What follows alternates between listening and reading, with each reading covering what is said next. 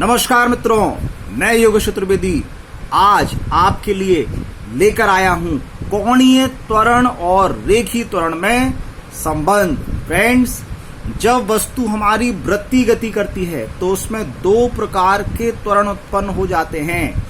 रेखीय त्वरण, उसकी रैखिक गति जो कहां पर है, ये जो वस्तु वृत्ताकार मार्ग में घूम रही है तो जब वो इसकी परिधि पर चल रही है तो वो रैखिक गति है, और इसकी परिधि पर चलने के कारण केंद्र के सापेक्ष इसके जो कोण में परिवर्तन हो रहा है वो कोण में परिवर्तन इसका कोणीय वेग और फिर कोणीय त्वरण का कारण बनता है।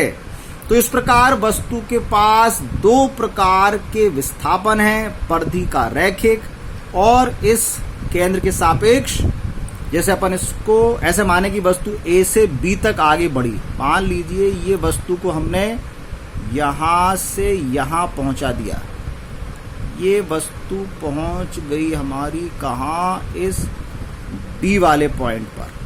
तो वस्तु ने A से B तक परिधि पर जो तय किया वो रैखिक विस्थापन, और ये जितना एंगल घूम लिया वो कोणीय विस्थापन।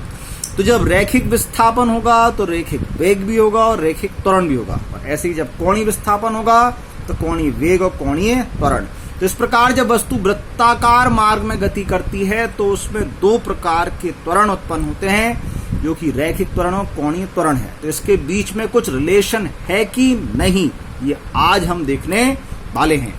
तो फ्रेंड्स, पिछले वीडियो में मैं आपको ये बता चुका हूं कि रैखिक वेग और कोणीय वेग में क्या रिलेशन होता है। तो आज हम उसी की हेल्प लेने वाले हैं और उसकी सहायता से हम इन दोनों के बीच की रिलेशनशिप को फाइंड करेंगे। तो कंडीशन जमा लेते हैं। यदि कोई वस्तु स्मॉल r त्रिज्या वाले और O केंद्र वाले इस वृत्ताकार मार्ग पर गति कर रही है और किसी क्षण वो कहां पर है, इस A पॉइंट पर, जहां पर उसका रैखिक वेग है v और कोणीय वेग है ओमेगा, तो इन दोनों के बीच का रिलेशन जो हम जानते हैं वो है v is equal to r omega. अब आपको इस रैखिक वेग से बनाना है रैखिक त्वरण और कोणीय वेग से बनाना है कोणीय त्वरण। तो आप जानते हैं वेग यदि दिया है और त्वरण हमको चाहिए है तो वेग में परिवर्तन की दर होती है त्वरण, ऐसी कोणीय वेग में परिवर्तन की दर होती है कोणीय त्वरण। तो इसका मतलब आपको इसका समय के सापेक्ष करना पड़ेगा डिफरेंशिएशन, अवकलन। तो हमने दोनों पक्षों का किया डिफरेंशिएशन, ये d अपॉन dt, ये भी d अपॉन dt, तो ये बन गया dv अपॉन dt। और यहां पर आप देख रहे हैं हमारे पास दो राशियां हैं, इनटू में है। तो जब ऐसा होता है तो फिर आपको फर्स्ट इंटू सेकेंड वाला जो फॉर्मूला है डिफरेंशिएशन का उसका प्रयोग करना पड़ेगा। तो पहले हम इस फर्स्ट वाला जो दिया गया है इसको बाहर निकाल देंगे और सेकंड वाला जो भाग है उसका करेंगे डिफरेंशिएशन। बीच में आता है प्लस का साइन। अब इसके बाद क्या करते हैं, अब आपने इसको फर्स्ट और इसको सेकंड माना था तो फर्स्ट छोड़ दिया था, सेकंड का डिफरेंशिएशन कर दिया था। अब जिसका नहीं किया, जिसको छोड़ दिया उसको करिए आप डिफरेंशिएट, और जिसका कर दिया था उसको छोड़ दीजिए। तो फर्स्ट इंटू सेकेंड का डिफरेंशिएशन प्लस सेकंड को छोड़िए, सेकंड इंटू फर्स्ट का डिफरेंशिएशन। तो देखते हैं क्या आता है। ये है dv अपॉन dt, वेग में परिवर्तन की दर। इसका मतलब हो गया ये आ गया हमारा त्वरण, कौन सा, रैखिक त्वरण। और ऐसे ही d ओमेगा अपॉन dt बनेगा कोणीय त्वरण, क्योंकि कोणीय वेग में परिवर्तन की दर हो गई, जिसको दिखाते हैं हम अल्फा से। तो अब इसके बाद जब हमारे पास ये रेखीय त्वरण आ गया, ये अल्फा, ये वाला कोणीय त्वरण आ गया, तो इसकी वैल्यू लिखी हमने a, ये r, इसको लिखा अल्फा।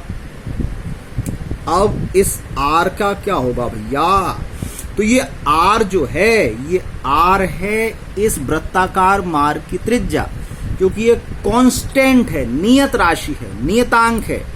तो नियतांक का डिफरेंशिएशन होता है 0। तो 0 का आप इस ओमेगा में इंटू करेंगे, 0 ही आएगा। तो ये तो हट गया, क्या हो गया, a is equal to r alpha. अब a एक वेक्टर क्वांटिटी, r और अल्फा भी वेक्टर क्वांटिटी। तो यदि दो वेक्टर क्वांटिटी का इंटू करने पर जो आंसर आ रहा है वो भी वेक्टर क्वांटिटी है, इसका मतलब इन दोनों का आपस में क्रॉस इंटू हुआ है। तो वेक्टर ए की वैल्यू हुई vector r cross vector alpha. तो इस प्रकार आपने आज रिलेशन किसके बीच का, कोणीय त्वरण और रेखीय त्वरण, एंगुलर एक्सेलरेशन और लीनियर एक्सेलरेशन भी फाइंड कर लिया है। फ्रेंड्स, मुझे उम्मीद है आज का टॉपिक भी आपको समझ में आ गया होगा। अब आप बनाइए इसके नोट्स और मैं लेता हूं आपसे विदा। फिर मिलेंगे अपने नेक्स्ट वीडियो में, फिर किसी बेहतरीन टॉपिक को आपके सामने लाएंगे। तब तक क्या करना है, आप अपने नोट्स बना लीजिए बहुत अच्छे और मन लगाकर पढ़िए। नमस्कार।